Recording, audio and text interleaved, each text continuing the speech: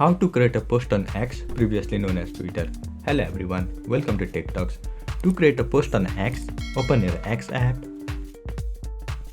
Here on bottom right hand side of your screen, you can see this icon plus, so tap on it.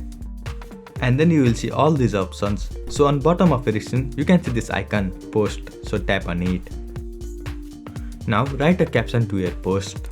So type anything you want. Now, to add photo or videos to your post, click on this image icon located on middle left hand side of your screen. And then you will be headed towards your gallery. So simply select any photo or video that you want to upload. Here, let me select this one. Now, after selecting it, tap on this done icon located on top right hand side of your screen. Similarly, you can add GIFs to your post by tapping on this GIF icon. And then if you want to add location, tap on this location icon. You can also customize who can reply to your post. So to do this, tap on this icon. Everyone can reply. And then you will see this pop up. So select whatever you want. Select the audience whom you want to reply to your post.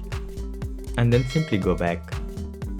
Now simply tap on this post icon located on top right hand side of your screen. By doing this, you will be successfully able to create a post on X. I hope you found this video helpful. Thank you for watching. Follow us for more helpful tutorials.